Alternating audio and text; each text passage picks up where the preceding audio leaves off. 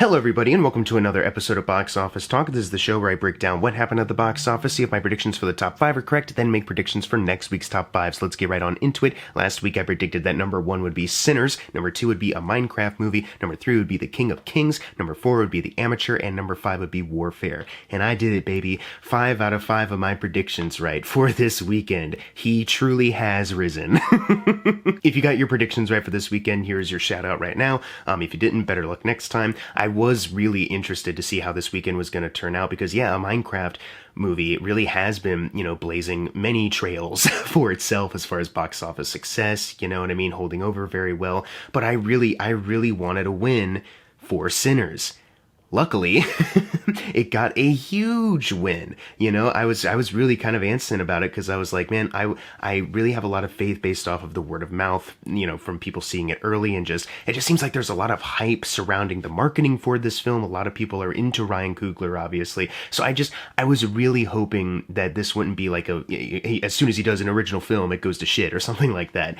Not the case at all. It did so well. Let me just lay out some miscellaneous records right now. It opened to 45 million for the domestic opening weekend.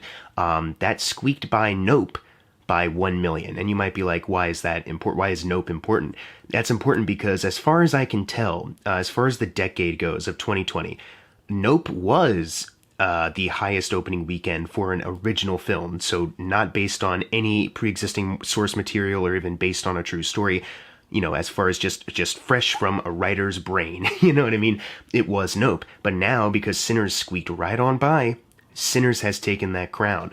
It is also the best reviewed wide release film this decade so far. So just the amount of reviews it has gotten have been really, high marks. And then if you go on CinemaScore, it even has an A, which is apparently, as far as I can tell, the only horror film ever to get that. Sometimes you'll get close with an A-. Sometimes when it comes to horror film CinemaScore, the people that use that, treat it a little more harshly. If you get in like the B range, you're kind of good. Apparently, never ever has a horror film gotten like a strict like A before. That is crazy. I saw some conflicting things where they were trying to say like, oh, it's the first time in 35 years. But then other people were saying like, no, it literally never hasn't happened before. Either narrative, though, like whichever one you go with, if there is another film that we're missing that had an A that is a horror film, then obviously that one. But either way, it's such a great accomplishment, this movie. You know what I mean? It just seemed like, yeah, like I was saying before, the word of mouth really was strong. The hype surrounding it really got a lot of people in. And I'm willing to bet, based off of this great opening and already some great word of mouth out there, that it will probably hold over pretty well and it will probably make a lot of bank. Right now, the overall worldwide total is only at 61 million. This is budgeted around 90 to 100 million. I think I saw somewhere saying like it needs about 170 to break even, like they had like a firm kind of number or just kind of around that. Either way, though, I genuinely, just based off of this weekend, I think they are in a pretty good spot. Reviews are still good. People are talking about it. People are loving it. I think this could really, take off and do really well. And that just really excites me, you know what I mean? For the future of horror, for the future of like a big budgeted horror, kind of like genre bending, a movie that doesn't have to adhere to a lot of studio notes. Because this is a movie that's like 2 hours, 10 minutes or so. And, sometimes when it comes to these horror movies, and I was thinking about it when I saw Sinners, there's some exec out there that is probably like, maybe you can shorten the, first 30 minutes or something like that. That kind of kept ringing through my head. Like, if this was any other movie, any other filmmaker, this would be like chopped down, you know what I mean? But not this one. And the fact that it is proving to be, at least right now, an initial success, I think that bodes very well for the future of horror, for the future of like, I guess, sci-fi horror as well, just based off of some elements here, and for Ryan Coogler as well. Like, give him more opportunity. Obviously, he has one more Black Panther movie to make, from what I understand. But let's let the man do whatever he wants. That's kind of where I'm at right now with him. He's so good, and all of his movies have gotten like A's before, as far as like CinemaScore, but this is like his first original film. So that's like, Fruitvale Station's based on a true story, and then Creed and Black Panther are part of franchises. This is his first, like, it's just him, it's his story, and God, he really knocked it out of the park, both just for the movie and just, getting people into the theater. I can't stop gushing about that aspect of it. I was just so happy to see it get to number 1, because there was a part of me that when I made my prediction, I was like, it could still be Minecraft, it is Easter, so, this is a horror movie, and there's, they probably are going to mention some bits about religion. There's, Preacher Boy Sammy, you know what I mean? Like, that does play a little part of it. Turns out, though, Easter weekend is for Sinners. Hell yeah, baby. As far as Ryan Coogler's films, the opening weekend was 45 million over Fruitvale Station, obviously, because that was a more limited release, and 16 million over Creed. Obviously, it's below both Black Panther movies. Wakanda Forever, it's below that by 136 million, and the original film by 157. But the fact that it squeaked by Creed, I mean, that's pretty damn good, you know what I mean? And it's not just by a little bit, it's like, you know, pretty good. It outgrossed Fruitvale Station by 29 million right now and needs 64 million to get to Creed. I think it will obviously get there. So it may have an uphill battle as far as outgrossing the Black Panther films, but, you know, Creed, watch out. Worldwide, like we said, it's at 61 million, so it outgrossed Fruitvale Station by 44, needs 113 million until it gets to Creed. So I am, you know, very ecstatic by this opening. I think this does bode well. I really, really, really do hope that, you know, what I'm hoping turns out to be true, that people are still going to talk about it and it's going to hold over well, and, you know, it's able to, you know, double this budget, make its money. And I'm just really ecstatic to see this, because I really, if you couldn't tell, I have seen the film and I loved it. Thought it was really great. So it's a win for, you know, an original film, and it's also just a really good movie, and that's pretty cool. Number 2 is a Minecraft movie, and it did get really close. It was almost there. I got to 41 million this weekend. So another, last weekend was like 80. This is another pretty great hold. And obviously it's Easter weekend. So we talked about how, like, you know, Sinners got a lot of people in despite that, but, you know, it was spring break, a lot of families out there. So, you know, they're going to want to see a movie. Minecraft is the perfect one, I guess. That adds to a domestic total of 344 million. So now that places it 230 million away from the Mario film. Worldwide, it is sitting at 720 million, inching so close to hitting that billion point, you know, just with each passing week. It's kind of crazy. But it also places it 639 million away from Mario for video game films. So both domestically and worldwide, still a little bit of a ways to go before it's like the highest grossing one ever. And who knows, it might start losing momentum and not even get there, and Mario is still the champ. But, you know, it's getting closer. And then worldwide, as far as the year 2025, we talked about how last weekend it's the highest grossing film of the year domestically, but worldwide, it's still behind Neja 2 by now 1.257 billion. I think at some point we're probably going to have to start talking about the overall like grosses of all time when it comes to this movie. So I wanted to give it a little bit of breathing room, though, you know, instead of just overloading with facts. And I did just like fucking gush over Sinners, which I'm way more excited about than Minecraft doing well. But look at that, like the top 2 are both Warner's movies, and, you know, they've got 2 different kind of winners here. You know, I'm sure they're fucking so ecstatic. David Zaslav stopped himself from writing another movie off as a tax write-off. He still will do it, but he stopped temporarily. He might even keep fucking DeLuca and Abdi, who he's trying to replace, I guess. Who cares? He still sucks. They still suck. Number 3 is The King of Kings. Obviously, this one held over very well. It's still an Angel Studios film.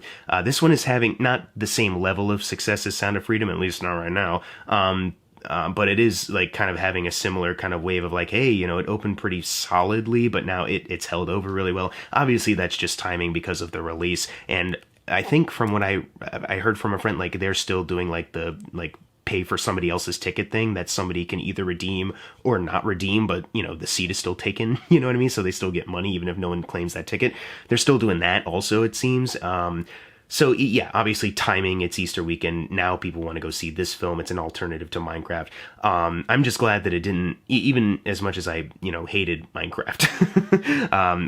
I'm still kind of glad that this one didn't, because it's so obvious, you know what I mean? And it just seems really, it's kind of a weird premise, is it not? Like, I know it's got an A+ on CinemaScore, but is it not a weird premise to just have like, who is it? Charles Dickens is like the main character talking to his kid like, let me teach you about Jesus. Charles Dickens. And it's like, really? Like, I haven't seen it, you know, maybe I'm being unfair. It's just such a weird premise. I don't know. Either way, it made 17 million this weekend, adding to a domestic total of 45 million. For Angel Studios, it outgrossed Homestead by 25 million. It is 139 million away from Sound of Freedom right now. So like I was saying before, I don't think it's going to have the same kind of momentum that Sound of Freedom got 2 years ago, mostly because, you know, it's Easter weekend. I think now that we will be past that, it will, you know, dip down and then, you know, we won't see it ever again. I think it'll remain the second highest grossing film for Angel Studios domestically. There's no worldwide total, so I'm just focusing on that. And I still don't have a budget for this thing. I'm just going to assume, because it doesn't look too expensive, that it's probably fine. Yeah, that's all I really have to say, because I think it's just more exciting that like a movie like Sinners, which like I feel like people didn't predict for number one because it's like, it's still, it's still a horror movie, and, some people might not want to see that on an Easter.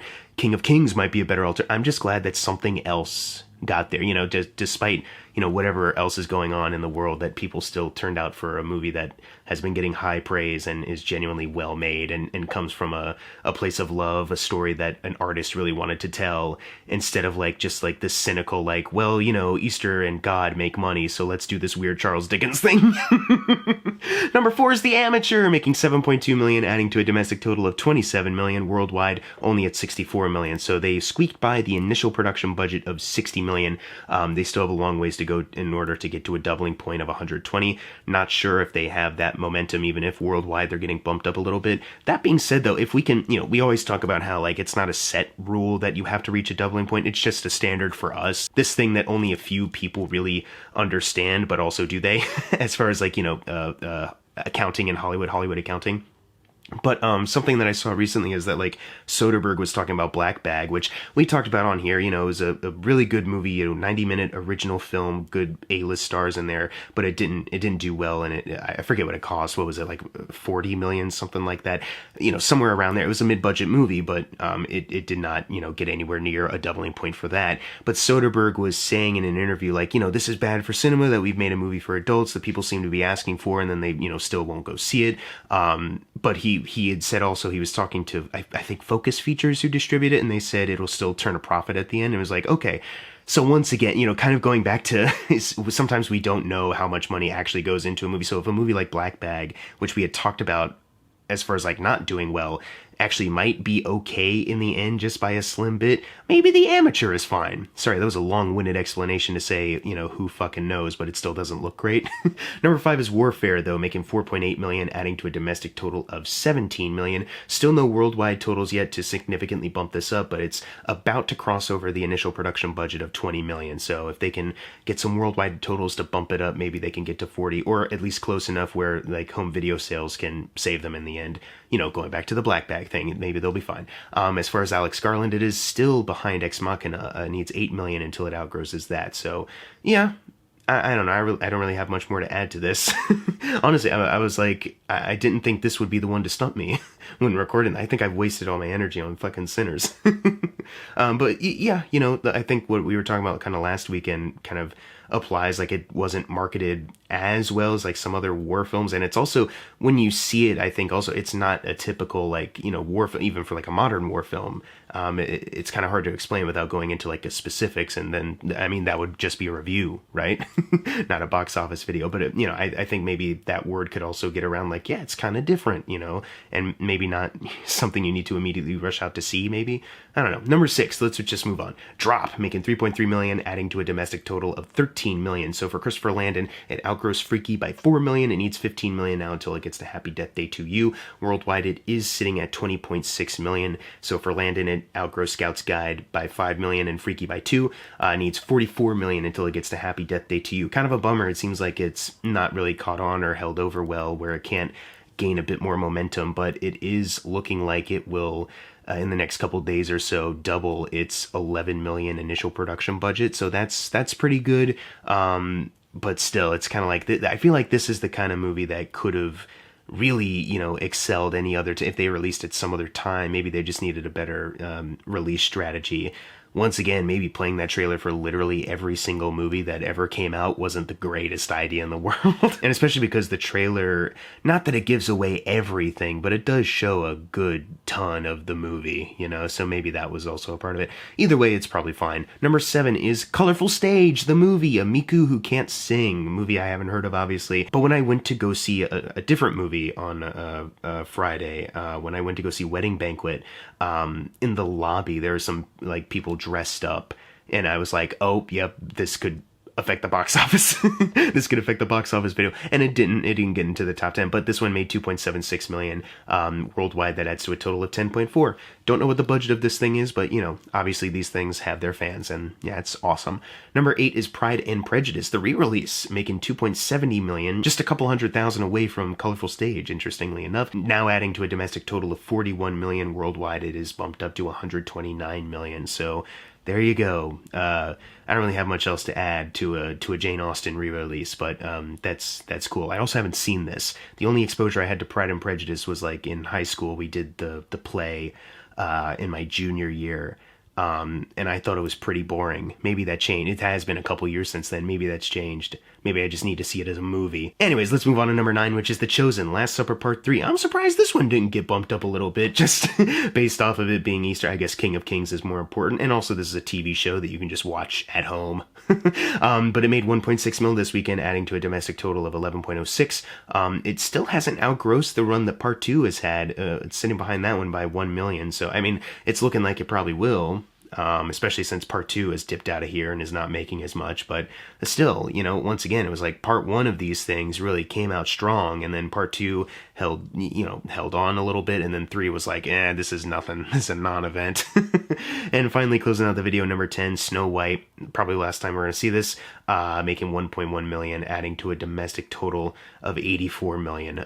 For the remakes, it still has not outgrossed Cruella, it's sitting behind that one by 2 million, and for Mark Webb, it is ending for us. It's catch up to Spider-Man 2 by 119 million. It is still not there. Worldwide, it is only at 184.